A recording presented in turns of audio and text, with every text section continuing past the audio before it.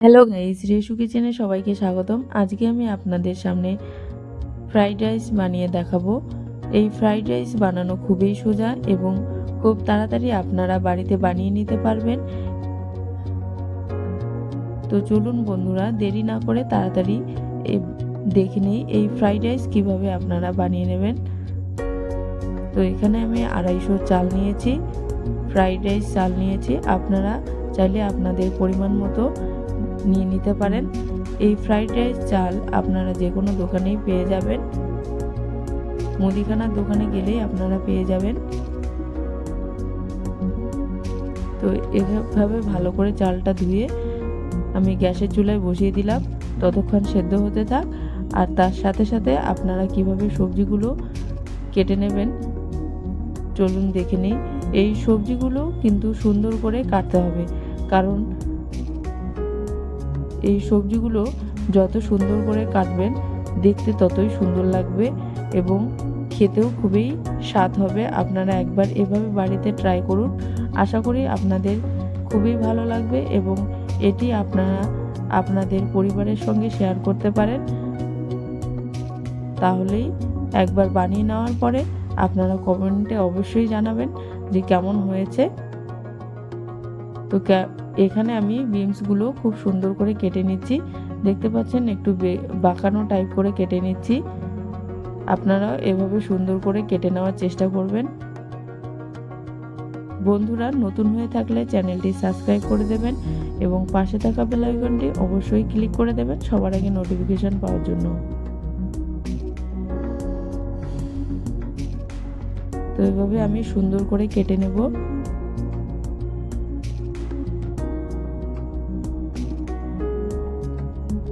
এই fried rice বানানো খুবই সোজা, আপনারা একবার এভাবে অবশ্যই চেষ্টা করবেন।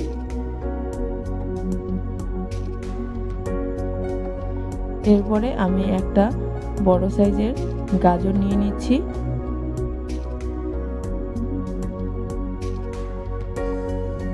আড়াইশো গ্রাম চালের জন্য আমি একটা বড় সাইজের গাজর নিয়ে নিয়েছি। আপনারা যেরকম পরিমাণ চাল নেবেন সেরকম সবজিগুলো একটু ব্যবহার করার চেষ্টা করবেন। বেশি চাল নিলে বেশি করে সবজি দেওয়ার চেষ্টা করবেন এবং কম চালে একটু সবজির পরিমাণটা কম রাখবেন। তো এইভাবে আমি গাজরটা দেখতে পাচ্ছেন খুব সুন্দর করে সাইজ করে নেওয়ার পরে কুচি কুচি করে কেটে নেব।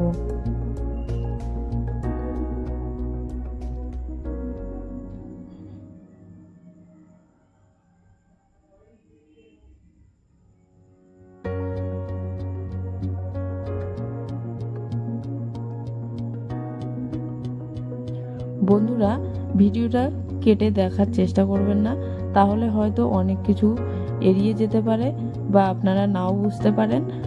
তাই বলবো আপনারা প্রথম থেকে শেষ পর্যন্ত ভিডিওটা দেখার চেষ্টা করবেন এবং আশা করি আপনাদের ভালো লাগবে।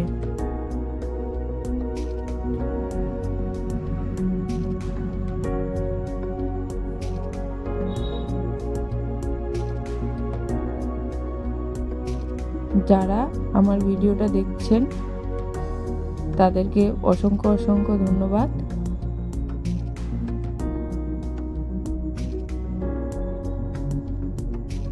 তো এইভাবে সুন্দর করে একটু কেটে নেবেন। যত সুন্দর করে কাটবেন ততই দেখতে সুন্দর লাগবে।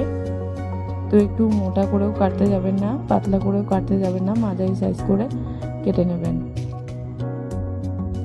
এরপরে আমি একটা বড় সাইজের ক্যাপসিকাম নিয়ে নিয়েছি। তো ক্যাপসিকামটা কিভাবে কাটবেন চলুন দেখে নিই আরেকবার। আপনারা চাইলে আপনাদের পছন্দ মতো সবজি এখানে অ্যাড করতে পারেন।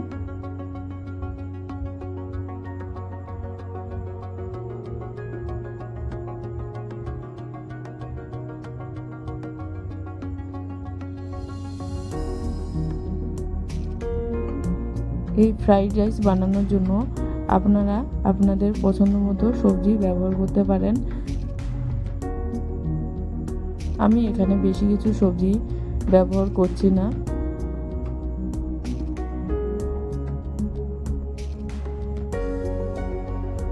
এরপরে আমি ক্যাপসিকামটা ভালো করে দেখতে পাচ্ছেন খুব সুন্দর করে কেটে নিচ্ছি। এখানে আমি 100 গ্রাম বিনস নিয়েছি, একটা বড় ক্যাপসিকাম আর একটা গাজর নিয়ে নিয়েছি। এরপর চালটা দেখুন এভাবে ঝরঝরে একটু করে নেবেন। এরপর একটা প্যান বসিয়ে দেবেন, দেওয়ার পরে এখানে দিয়ে দেবেন সাদা তেল। তেলটা একটু গরম হতে থাক,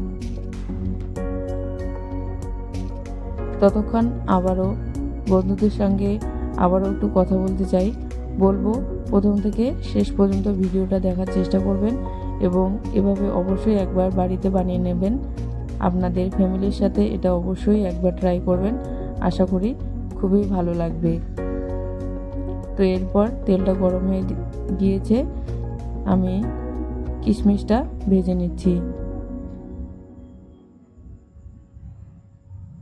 দেখতে পাচ্ছেন কিশমিশটা একদম ফুলে খুব সুন্দর হয়েছে, ভালো করে ভাজা হয়ে গেছে লালচে করে। এরপর আমি দিয়ে দিচ্ছি কাজু বাদাম। এরপর আমি কাজু বাদামটাও একটু লাল লাল করে ভেজে নেব।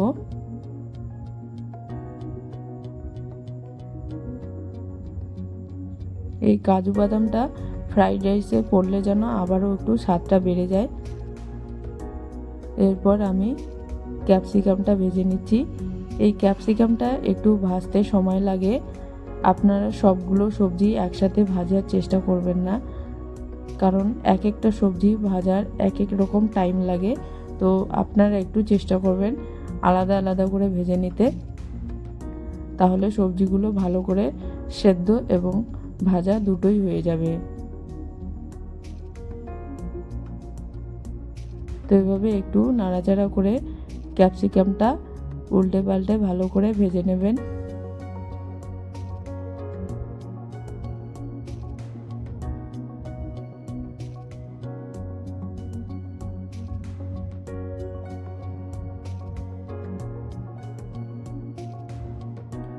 তো আমি ক্যাপসিকামটা খুব সুন্দর করে দেখলেন খুব সুন্দর করে ভেজে নিলাম।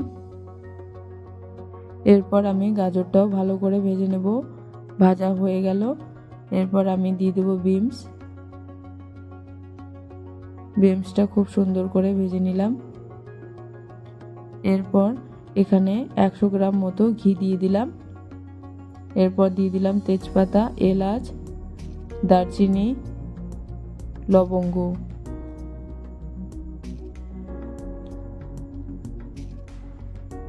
এই দারচিনি, লবঙ্গ, এলাচ, তেজপাতা একটা সব মিলিয়ে এত সুন্দর সুগন্ধ বেরিয়েছে। একটু ভেজে নেওয়ার পরে আপনারা সবগুলো সবজি আবারও একটু ঘি দিয়ে ভালো করে ভেজে নেবেন। এরপর দিয়ে দিচ্ছি কাজু বাদাম, কিশমিশ, সবগুলো ভাজা সবজি আবারও একটু ভালো করে ঘি দিয়ে মেখে নেব। মাখা হয়ে গেলে স্বাদ মতো নুন দিয়ে দেবো। এরপর আমি সেদ্ধ করা চালটা দিয়ে ভালো করে 5 মিনিট মতো নাড়াচাড়া করব এবং এতে আমি স্বাদ মতো চিনি যুক্ত করে দেব। আপনারা আপনাদের পছন্দ মতো চিনি অ্যাড করে দেবেন এবং উপর থেকে একটু গরম মশলা গুঁড়ো ছিটিয়ে দেবেন। এরপর দেখবেন এত সুগন্ধ বেরিয়েছে এবং অমায়িক সুন্দর হয়েছে। কিন্তু চিনিটা দেওয়ার পরে খুব সুন্দর করে আবারও 5 মিনিট মতো নেড়ে নিয়েছি। এটাই একদম রেডি হয়ে গেছে। এবার আপনারা কিভাবে পরিবেশন করবেন আমি একবার দেখিয়ে দিচ্ছি। এখানে আমি চিংড়ি মাছের কারি দিয়ে পরিবেশন করছি। আপনারা চাইলে আপনাদের পছন্দ মতো ডিম অথবা চিকেনের সঙ্গেও এটা পরিবেশন করতে পারেন। তো ভালো লাগলে বন্ধুরা একটা লাইক করে দেবেন আর সঙ্গে শেয়ার করে দেবেন, আর অবশ্যই কমেন্টে জানাবেন আপনাদের কেমন লেগেছে। আশা করি আপনাদের ভালো লাগবে ভিডিওটা।